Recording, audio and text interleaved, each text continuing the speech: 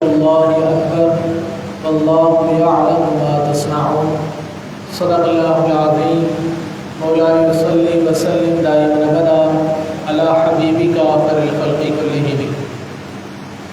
سامعین محترم، دوستوں، بھائی بزرگوں، آج ہم نے نماز تراویح میں 21 و 12 باعث سے بالے تک کے رکوع تک سماعت کیا ہے۔ اللہ تعالیٰ ہمیں قرآن مجید سے محبت اور اس پر عمل کرنے کی توفیق نصیب فرمائے۔ دوستو، آج کی منتخب آیات میں سے پہلی آیت میں نے آپ کے سامنے تلاوت کرنے کا شرف حاصل کیا ہے، جس میں اللہ تبارک و تعالیٰ نماز اور تلاوت قرآن کی طرف توجہ دلوا رہا ہے۔ فرمایا، اے محبوب، پڑھو جو کتاب تمہاری طرف وحی کی گئی، اور نماز قائم فرماؤ، بے شک نماز منع کرتی ہے بے حیائی سے اور بری بات سے، اور بے شک اللہ کا ذکر سب سے بڑا اور اللہ جانتا ہے جو تم کرتے ہو۔ دوستو، اس میں غور کیا ہوگا اگر آپ نے ترجمے میں، تو یہ اللہ تبارک و تعالیٰ یہاں پر یہ پیغام دے رہا ہے کہ نماز انسان کو بے حیائی اور برائیوں سے کھینچ لیتی ہے۔ حقیقت وہی ہے جو حکیم و خبیر ذات نے بیان فرما دی ہے۔ یاد رکھیے، جب انسان شرائط و آداب کا لحاظ رکھتے ہوئے نماز ادا کرتا ہے تو اس نماز کے ثمرات اور نتائج بھی انسان کو حاصل ہوتے ہیں۔ پھر وہ نمازی اور معاصی کے درمیان رکاوٹ بن جاتی ہے، یعنی نماز انسان اور اس کے گناہوں کے درمیان رکاوٹ بن جاتی ہے۔ اسی لیے علماء کرام فرماتے ہیں کہ نماز 3 صفات پر جو ہے مکمل ہوتی ہے، یعنی نماز کے اندر 3 چیزوں کا خیال رکھا جائے۔ وہ 3 چیزیں کیا ہیں؟ فرمایا، نمبر 1 اخلاص۔ اخلاص نمازی کو نیکی پر آمادہ کرتا ہے، یعنی خوشی کے ساتھ دل خوش ہو رہا ہو۔ جب ہم نماز پڑھنے آئے تو دل خوش ہو رہا ہو کہ آج اس نماز کو اچھی طریقے سے ادا کریں گے، تو فرمایا سب سے پہلی صفت کیا ہے؟ اخلاص۔ دوسری صفت خشیت، یعنی خوف خدا، کیونکہ جب خشیت انسان کے اندر ہوتا ہے تو اسے وہ خشیت برائیوں سے دور کر دیتا ہے۔ یعنی آج تو ہماری نمازیں ایسی ہیں کہ کاروبار بھی چل رہا ہوتا ہے، اور اب تو معاذ اللہ یہ حالات آ چکے ہیں کہ ہمیں یہ تک نہیں پتہ ہوگا کہ ہم نے نیت بھی باندھی تھی کہ نہیں۔ آج اس طرح تو فرمایا پہلا اخلاص، خوشی، اور دوسری چیز خشیت، خوف خدا، اور تیسری چیز ذکر اللہ۔ اب یہ بڑی کمال کی چیز ہے، اور ذکر اللہ جو کہ قرآن ہے اسے نیکی کا حکم بھی دیتا ہے اور منکرات سے یعنی برائیوں سے روکتا بھی ہے۔ اب اس سے پتہ یہ چلا کہ جو ہم قرآن پڑھ رہے ہیں نماز کے اندر، وہ بھی ہمیں پتہ ہو کیا پڑھ رہے ہیں۔ یعنی سورہ فاتحہ کا انسان کو ترجمہ آتا ہو کہ وہ اس کے غور و معنی میں نماز کے اندر وہ غور کر رہا ہو، پڑھ بھی رہا ہو، جو سورت وہ نماز کے ساتھ ملا رہا ہے اس کے بھی معنی اسے آتے ہو کہ وہ اللہ تعالیٰ سے کیا عرض کر رہا ہے، اللہ تعالیٰ سے کیا کلام کر رہا ہے، اسے یہ پتہ ہونا چاہیے۔ جب یہ تینوں صفت بندے کی نماز میں پائی جائے گی تو پھر وہ نماز ایسی کامل ہوگی کہ پھر انسان اس نماز کے بعد سے لے کر دوسری نماز تک ہر برائیوں سے محفوظ رہے گا، یعنی اللہ تعالیٰ کی حفاظت کے اندر آ جائے گا۔ دوستوں، اب یہاں پر تھوڑی دیر رک جائیے۔ آج سے پہلے ہماری نمازوں کے حوالے سے اگر ہم سوچنا شروع کریں تو انشاءاللہ یہ بھی اگلی نماز کے لیے ہماری بہتری کا سبب بنے گا۔ تو ہمیں چاہیے کہ ہم اپنی پچھلی نمازوں کے حوالے سے سوچا کریں، اور جب نئی نماز کی طرف، نئے وقت کی طرف جب ہم نماز کے لیے کھڑے ہوں تو اس کو بہتری کے ساتھ ادا کرنے کی کوشش کیا کریں۔ یہ ہمیشہ اپنے مد نظر رکھا کریں پچھلی نمازوں کے حوالے سے اور اپنی نماز کے لیے، تو انشاءاللہ انشاءاللہ اس سے بھی بہتری آئے گی۔ تو ہمیں 3 چیزوں کا خیال رکھنا ہے، اخلاص، خشیت اور ذکر اللہ۔ انشاءاللہ اس سے ہماری نمازیں بہتر ہوتی چلی جائیں گی۔ اور جس طرح اللہ تعالیٰ نے قرآن مجید میں بیان فرمایا ہے کہ نماز برائیوں سے اور گندگیوں سے روک لیتی ہے، اسی طرح اللہ تبارک و تعالیٰ ہمیں تمام برائیوں سے بچائے رکھے گا اور ہماری حفاظت ہوتی رہے گی۔ آگے چلتے ہیں۔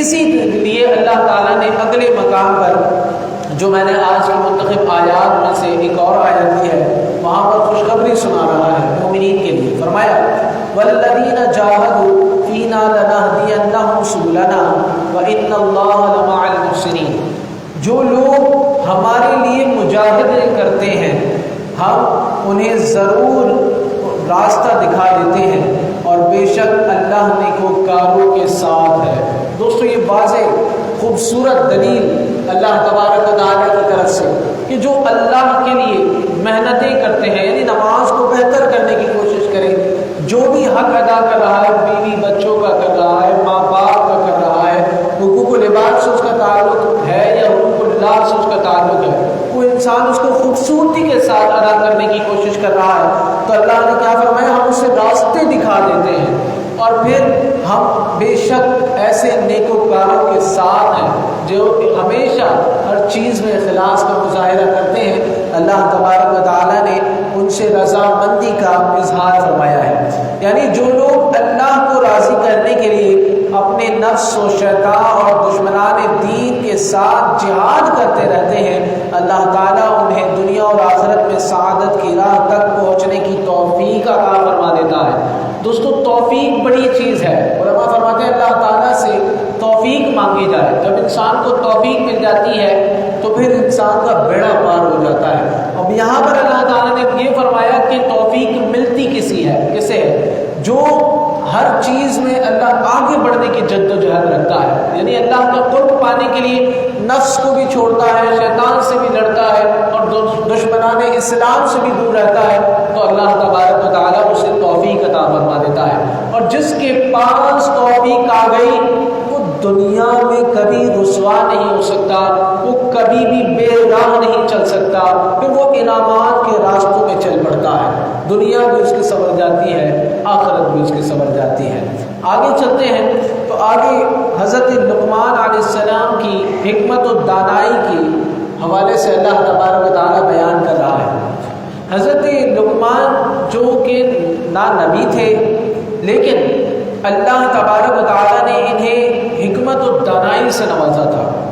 اللہ تعالیٰ نے انہیں حکمت و دانائی سے نوازا تھا۔ ان کے اقوال میں عبرت و نصیحت کا خزانہ بھی موجود ہے، ان کے کلام درفشانی ہے، ان کی خاموشی تفکر تھی، اور ان کے ارشادات میں بہت بہترین مواعظ تھے۔ اللہ تعالیٰ نے ان کے جو بیٹے کو انہوں نے 5 وصیتیں کی تھی، وہ اللہ تعالیٰ نے قرآن مجید میں ذکر فرمائی ہے سورہ لقمان کے اندر، کہ جو انہوں نے اپنی اولاد کو، بیٹے کو وصیتیں کی، وہ اللہ تعالیٰ نے قرآن مجید میں ذکر فرمائی، جو کہ سورہ لقمان کی آیت نمبر 12 سے 19 تک ذکر ہو رہی ہے۔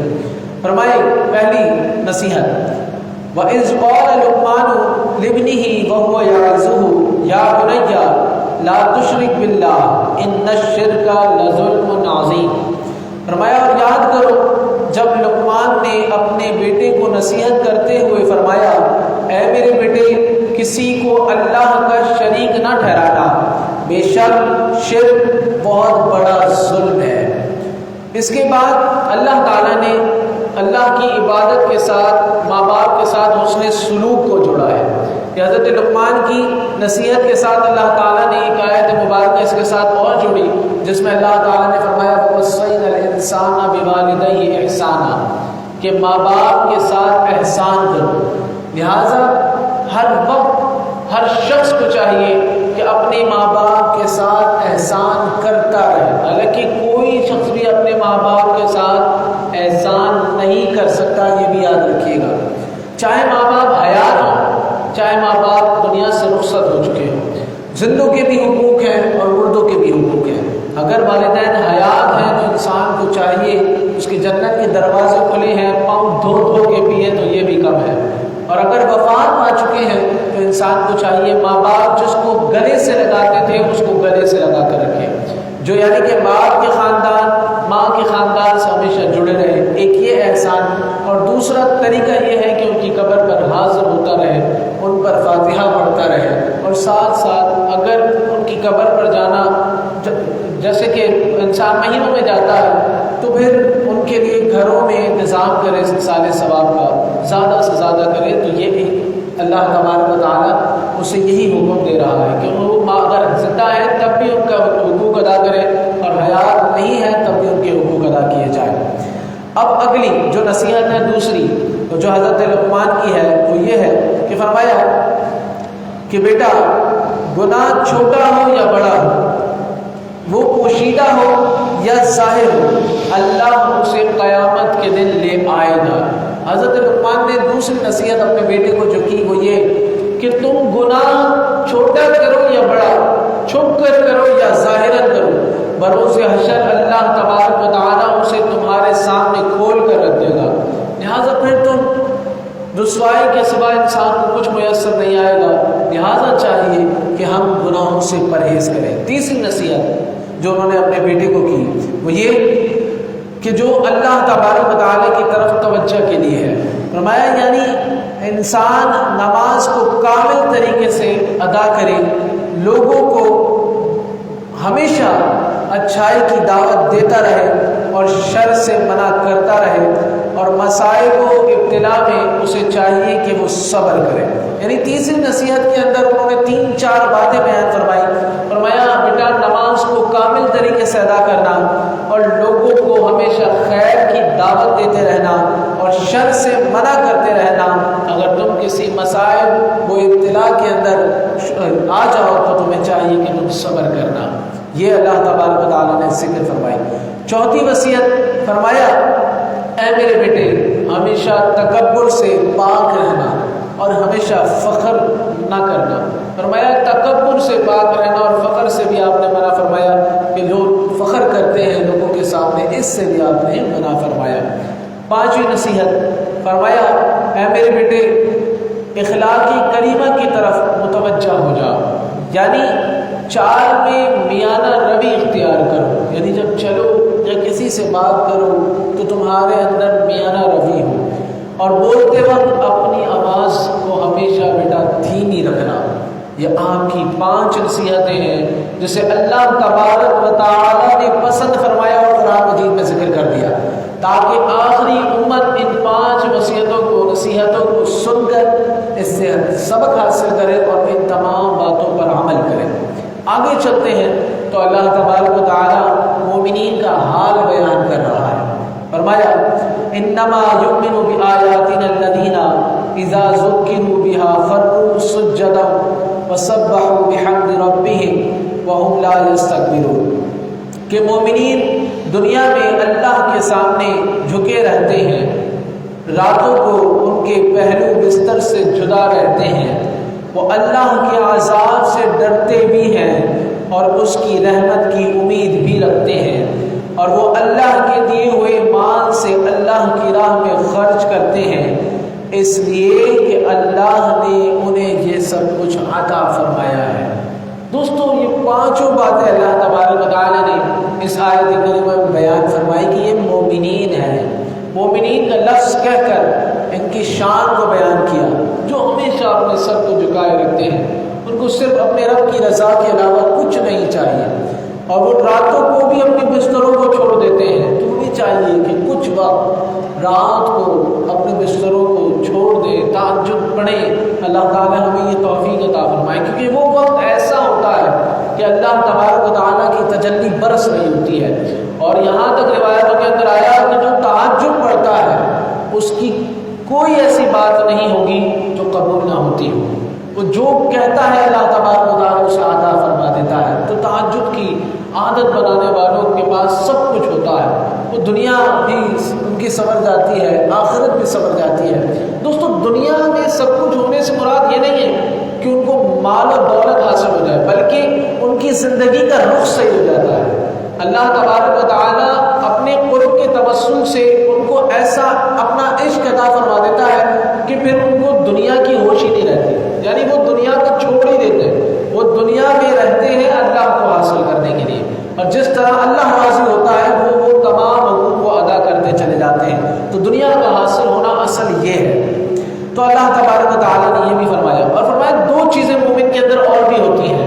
اللہ سے ڈرتا بھی ہے اور اسے رحمت کی امید بھی ہوتی ہے۔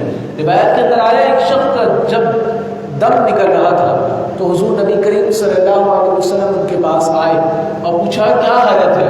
عرض کی یا رسول اللہ صلی اللہ علیہ وسلم اللہ سے ڈرتا بھی ہوں اور ساتھ ساتھ امید بھی رکھتا ہوں کہ وہ مجھے بخش دے گا۔ رسول اللہ صلی اللہ علیہ وسلم نے ارشاد فرمایا تم کامیاب ہو گئے۔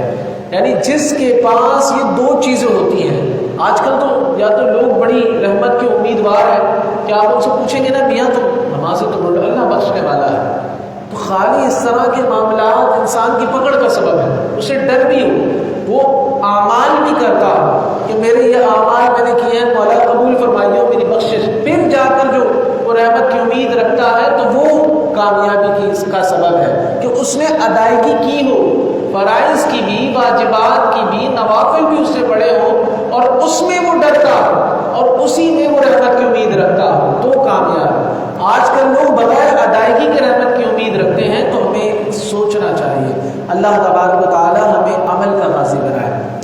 تو دوستو یہاں پر اللہ تبارک و تعالی نے مومنین کے حوالے سے بیان فرمایا کہ وہ چھپ کے اللہ کی راہ میں اتنا سب کچھ ادا کرتے ہیں، تو اللہ نے فرمایا کہ بروز حشر ہم بھی ان کے لیے جو جنتیں رکھی ہیں وہ بھی ہم ان کو عطا کر دیں گے۔ تو مومنین کے لیے اللہ تبارک و تعالی نے پاک کمال جنتیں تیار کر رکھی ہیں جو مومنین کو بروز حشر اللہ تبارک و تعالی عطا فرمائے گا، جو کسی کے خیال میں ہی نہیں ہے۔ تو اللہ تبارک و تعالی ہمیں مومن کامل بنائے۔ اب آخری بات جسے آپ کے سامنے رکھ کر اختتام کی طرف بڑھ رہا ہوں، یہ سورہ احزاب میں غزوہ احزاب کا واقعہ ہے۔ بیان ہوا یا ایھا الذین آمنوا اذکروا نعمت اللہ علیکم اذ جاءتکم جنود فارسلنا علیہم ریحا وجنودا لم تروها وکان اللہ بما تعملون بصیرا۔ اے ایمان والو، اللہ تعالیٰ نے جو احسان تم پر کیا ہے یاد کرو، جبکہ تمہارے مقابلے میں فوجوں پر فوجیں آئیں، پھر ہم نے ان پر تمہیں بلندی دی اور ایک ایسی آندھی اور ایسے لشکر کو بھیجا جنہیں تم نے نہیں دیکھا، اور جو کچھ تم کرتے ہو اللہ تعالیٰ سب کچھ دیکھتا ہے۔ دوستو یہ اللہ تبارک و تعالیٰ نے غزوات ہو یا مومنین کی پریشانیاں ہوں یا مصائب ہوں، سب کی ذمہ داری اللہ تبارک و تعالیٰ اپنے ہاتھ میں لے لیتا ہے اور سب کو اللہ تبارک و تعالیٰ بے پناہ نواز رہا ہوتا ہے۔ اس کا سبب کیا ہے؟ اس کا سبب یہی ہے کہ ان کا ایمان کامل ہوتا ہے۔ جب کوئی شخص ایمان کامل کے ساتھ نفس سے لڑے تب بھی اللہ کی مدد آتی ہے، شیطان سے لڑے تب بھی اللہ کی مدد آتی ہے، دشمن سے لڑے تب بھی اللہ تبارک و تعالیٰ کی مدد آتی ہے۔ وہ بندہ رسوا نہیں ہوتا، اس کے گھروں میں آگے نہیں لگتی، اس کے گھر بگڑتے نہیں ہیں، ان کے معاملات خراب نہیں ہوتے بلکہ سنورتے چلے جاتے ہیں۔ تو ایمان کامل کا یہ نتیجہ ہے جسے اللہ تبارک و تعالیٰ غزوات کو سامنے رکھ کے بیان کر رہا ہے۔ فرمایا غزوہ احزاب شوال 5 ہجری میں ہوا، جب مشرکین کے 10 سے 15,000 تک کے لشکر تھے، یعنی فوج تھی، جنہوں نے مدینے کا محاصرہ کر لیا تھا۔ یہ جنگجو مختلف قبائل سے تعلق رکھتے تھے جن کے ساتھ مسلمانوں کا صلح اور ایک دوسرے کے دشمن کے ساتھ تعاون نہ کرنے کا معاہدہ تھا۔ انہوں نے اس معاہدے کی کھلم کھلا خلاف ورزی کی اور ابو سفیان رضی اللہ تعالیٰ جو اس وقت ایمان نہ لائے تھے ان کے ساتھ تعاون کرتے ہوئے مسلمانوں پر انہوں نے چاروں طرف سے مسلمانوں کو گھیرنے کی کوشش کی۔ مسلمانوں کی تعداد صرف 3,000 تھی۔ حضرت سلمان فارسی رضی اللہ تعالیٰ کی رائے پر عمل کرتے ہوئے مدینے کے شمال مغرب میں جہاں سے دشمن کے حملہ آور ہونے کا خطرہ تھا خندق کھودی گئی، اسی لیے اسے غزوہ خندق بھی کہا جاتا ہے۔ ان جنگجوؤں نے تقریباً 1 ماہ تک مدینے کا محاصرہ کیے رکھا، پھر بھی دیکھیے اللہ تبارک و تعالیٰ نے مسلمانوں کی مدد فرمائی۔ پھر نعیم بن عطفانی کی کوششوں کے سبب سے ان کے جو دشمنوں کے لشکر تھے ان میں آپس میں ہی پھوٹ پڑ گئی۔ اللہ کی طرف سے طوفانی یعنی اللہ تبارک و تعالیٰ کی طرف سے مدد آئی، اللہ تعالیٰ نے فرشتوں کو بھیجا، بارشیں ہوئیں جس سے ان کے عزائم ٹوٹ گئے اور یہ سب کے سب واپس لوٹ گئے۔ مسلمانوں نے جو ان کا طبقہ بچا تھا اسے گھیر لیا اور انہیں عبرتناک سزا دی. اس طرح اللہ تبارک و تعالیٰ نے مسلمانوں کو فتح عطا کر دی. یعنی جنہوں نے گھر کے قریب آ کر گھیر لیا اللہ تبارک و تعالیٰ نے انہیں بھی نیست و نابود کر دیا، رسوا کر دیا. سبب کیا تھا؟ سبب یہ تھا کہ مسلمان ایک تھے، نیک تھے. جب مسلمان ایک صف میں آ جاتے ہیں تو اللہ تبارک و تعالیٰ ان کی بخشش کی نوید سنا دیتا ہے. دوستو کبھی آپ نے غور کیا ہے کہ حج میں جب انسان عرفات کے میدان میں تمام مسلمان جمع ہو جاتے ہیں تو پھر اللہ تبارک و تعالیٰ اور سب ایک کیفیت میں ہوتے ہیں، بال بکھرے ہوئے، چہرے ایک جیسے، تو اللہ تبارک و تعالیٰ فرشتوں کو گواہ بنا کر فرماتا ہے کہ میں نے ان سب کو بخش دیا، تم گواہ ہو جانا. لہٰذا سب کو بخش دیا جاتا ہے. آج یہود و نصارہ نے مسلمانوں کی صفوں کو توڑ دیا ہے. جس طریقے سے یہ شروع میں ایک تھے، ان کی صفوں کو توڑ کر آج وہ بادشاہی کر رہے ہیں. جس دن مسلمان ایک ہو جائیں گے، آپ یاد رکھیں جب آپ کا گھر ایک ہوتا ہے تو آپ کا کوئی بھی دوسرا اس گھر کو توڑنے کی کوشش نہیں کر سکتا. جب گھر ایک ہوتا ہے، نیک ہوتا ہے، خاندان ایک ہوتا ہے، نیک ہوتا ہے، تو کوئی اسے نہیں توڑ سکتا. یہی وجہ ہے کہ جب دین کا ساتھ انسان کے ساتھ ہوتا ہے تو پھر اسے کوئی چیز نقصان نہیں پہنچا سکتی. اللہ تبارک و تعالیٰ نے یہاں پر ایک طرح سے وعدہ کیا ہے کہ جب مسلمان ایک ہو جائیں گے تو وہ خود سپر پاور ہے، وہ کوئی بھی انہیں شکست نہیں دے سکتا. لہٰذا ہمیں چاہیے کہ ہم آپس میں محبت کریں، آپس میں لوگوں کو نیکی کا درس دیں، اچھائی کی طرف لے کر آئیں، برائی سے لوگوں کو روکیں. یہی ہماری کامیابی ہے اور اسی طرح ہماری آگے کی منزلیں بھی طے ہوں گی اور اللہ تبارک و تعالیٰ دشمنوں پر بھی ہمیں غلبہ عطا فرمائے گا. اللہ تعالیٰ سے دعا ہے کہ اللہ تعالیٰ ہمیں قرآن مجید پر عمل کرنے کی توفیق عطا فرمائے اور ساتھ ساتھ اللہ تعالیٰ ہمیں اس کو آگے پہنچانے، اپنی نسلوں تک پہنچانے کی بھی توفیق عطا فرمائے. الحمدللہ رب العالمین، والصلاة والسلام علی سید الانبیاء والمرسلین وعلى آلہ واصحابہ اجمعین. اللهم ربنا آتنا في الدنيا حسنة وفي الآخرة حسنة وقنا عذاب النار.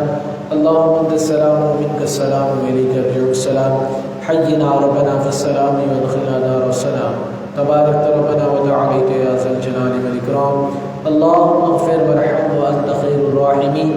اللهم رب ارحمهما كما ربياني صغيرا. اللهم أنت حسنت خلقي فحسن خلقي. یا مقلب القلوب ثبت قلبی علی دینک. اے اللہ مالک مولا تبارک و تعالی کائنات کے بادشاہ جلال مولا ہمیں رمضان المبارک کی ساعت عطا فرما. اے اللہ مغفرت کا یہ عشرہ ہے مولا، ہمیں بخش دے. اے اللہ ہم پر رحم فرما، اپنی رضا عطا فرما، اپنی محبت عطا فرما، اپنا عشق عطا فرما، ہم سب سے راضی ہو جا. اے اللہ دنیا میں آنے کا جو مقصد ہے اس مقصد پر عمل کرنے کی توفیق عطا فرما. اے اللہ ہمارے اعضاء کو اپنی محبت عطا فرما. اے اللہ ہمارے قدم تیری رضا کے سوا کہیں نہ اٹھے. اے اللہ ہماری آنکھیں تیری رضا کے سوا کہیں نہ اٹھیں. ہمارے ظاہر و باطن کو ایک فرما، نیک فرما. اے اللہ ہمیں سوار دے، ہمارے گھر کے ہر افراد کو سوار دے. اے اللہ ہماری نسلوں کو سوار دے، ہمارے آبا و اجداد کی بخشش و مغفرت فرما. ہماری نسلوں میں ولی ولیہ اولاد عطا فرما. ہم سب سے راضی ہو جا. ہمیں دنیا میں بھی کامیابیاں عطا فرما. اے اللہ قبر و حشر میں بھی کامیابیاں نصیب فرما. آمین بجاہ نبی الامین صلی اللہ علیہ وسلم. ان اللہ و ملائکتہ یصلون علی النبی یا ایھا الذین آمنوا صلوا علیہ وسلموا تسلیما. اللهم صل علی سیدنا و مولانا محمد وعلى آل سیدنا و مولانا محمد وبارک وسلم. الصلاۃ والسلام علیک یا سیدی یا رسول اللہ. سبحان ربک رب العزة عما یصفون وسلام علی المرسلین.